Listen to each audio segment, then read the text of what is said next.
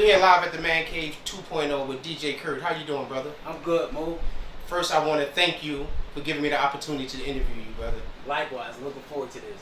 And just for the people to know, me and this brother go way back.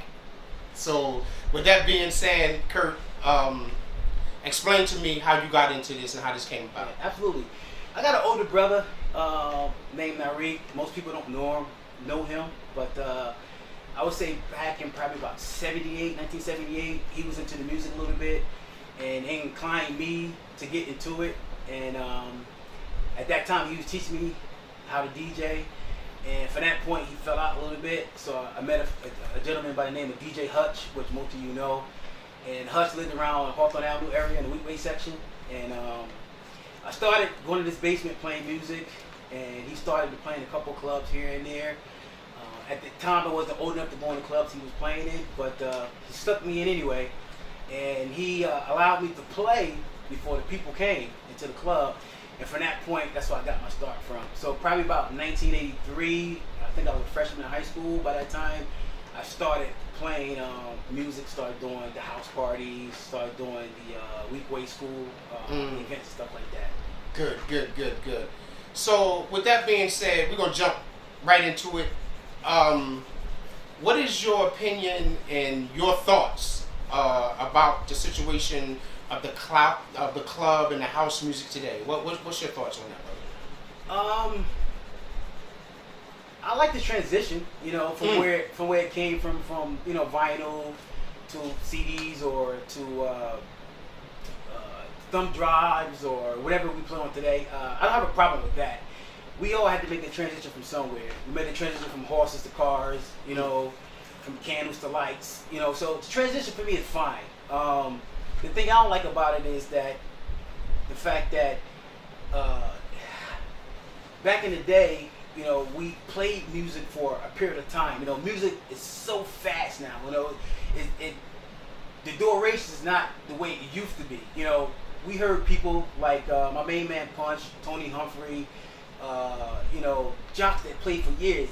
You heard something for 6 months before you actually can get a hold of it. Now it's like if I hear something today, tomorrow is something different. It just the duration of music is too fast now. Understand that technology took over. People make their own music now in the basement or whatever they do. It's just the duration of it is fast for me now. I don't have a problem with it. I love the transition. I'm good with that. So, what would be your advice to the club world as far as with that right there, with that little area right there that you said? So, are you saying that maybe we should embrace the technology but move a little slower? Absolutely, we have to embrace it because if we don't, we'll be left behind. So we definitely have to embrace the technology. Exactly. I just think that we can slow down a little bit because things just happen so rapidly now. It's hard to keep up with music like we used to do. Because like I said, you can hear something today, next week, somebody be saying, oh, we don't listen to that anymore. And growing up, again, I reiterate this. We heard something for 6 months before you have to before you can say something old. My years ago, that's the way it was.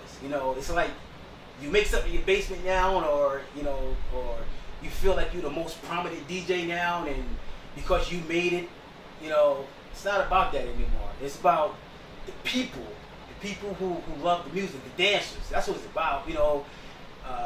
My experience in the clubs now, it seems like DJ play for DJs. They don't play for the people anymore. They see somebody else that's prominent or a well-known DJ. They have to play for them to see, oh, what's that? I need that cut. Instead of watching the dance floor and see how people react to that. That's my opinion on it today. Yeah, you know what? With that being said, Kurt, for real, I remember the time that you couldn't even get into a record pool unless you was a DJ, right. And you had to actually say what club that you played at. That's right. So what advice would you give to? This is a two-part question. Okay. The younger generation that's coming up. Okay. First, because that's our future. Okay. And the old heads that are already here. Okay. Well, the first question is the younger generation. I would say sit back and get advice from some of the old cats who've been around, who've done it. The ones that played on vinyl. The ones who played in actually clubs. So we don't have any clubs today anymore. The ones that played in clubs. The ones who actually had to carry crates of records and amplifiers and stuff like that, you know, to get their way to make it or to upcome it. Sometimes we had to feed spoon people today, like we did when we was younger. Punch, and I'm not saying this because he's my friend, and people might say I'm a little biased behind this, but I remember the university parties, you know, University High School, Twin City, you know, things of that nature. You know, when people came out to support people because of what they did for the dance floor. You know, of course, people have a name for themselves, and not people have a name, but it's all about the dance floor. So for the younger generation, listen to the older people who've been around. You know, I'm not saying that we can't get advice from people that's relevant today. I'm not saying that at all, but it's just like a parent. You know, our parents tell us, you know, things that's good for us. If you got someone that you really can go to and trust, that they won't steer you wrong. They'll put you in the right position. Beautiful answer. And the ones that's today that's allegedly the prominent DJs, I have no problem with you guys. I support you. I buy your music. The thing I need to see for you guys is support the ones that support you.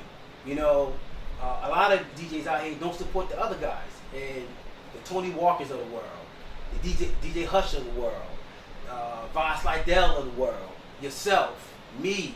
There's so many DJs out there that that's very good, and they give parties too. You know, they give outdoor events, but I don't see the prominent DJs per se to come out and support them type of DJs as well. So you want to support you, give it a return. Support us as well. You know, if we all brothers, you know, to make it work, you know, we have to support one another. And that's my thing on new DJs out here now. It seems like there's no love anymore. It's like people don't want to say it, but I'm going to say it. It's cliques out there now.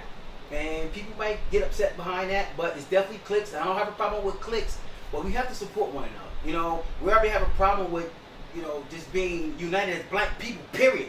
So they come together for music. It's only music. It's music. I mean, what's so hard about that? It's a little bit of music that people enjoy us to play so they can enjoy themselves. Beautiful. Beautiful, my brother. And the last thing that I want to say or ask you is there anything that you want to get out there? Is there anything that you want to promote? Anything you want to say to the people? Get it out there, whatever it is. Okay, you know, there's nothing I want to promote because, you know, it's something that I'm passionate about, music. You know, it's not a career for me. You know, I don't make money off it. You know, it's not my full-time job or anything like that. I love doing it from time to time. First of all, for anyone that doesn't know, I don't live in Jersey anymore. I'm out in Buffalo, New York, and I come to Jersey from time to time. First, because it's my home. Secondly, because this is where the music is at. This what got me started. This is where it all began. You know, this is where my roots at. So New York is always going to be my home. I'm always going to come back. You know, when I come here, I just support everybody, and I want people to support one another. There's no need for hatred. You know, there's a lot of love for everyone out there. Music is just music. You know, regardless of who plays it. You know, or who did the remix on it, or who had it first. It's all about the love for one another. We just continue to support one another in the music industry, and let's be a family. You know, just come out support, man. I think that's very important. It's all about support. And if you love someone, love cannot go wrong. You know, if you love somebody, you'll come out and support them, man. Even if you don't stay long. You know, Punch did his birthday party a month ago, or whatever it was ago. I came up specifically for that. You know, I drove 400 miles to pay my money to see the man play. I didn't stay long, just for the support. And if I could come 400 miles, you can go 3 miles to support the brothers in North playing the music. Well said, brother. Well said.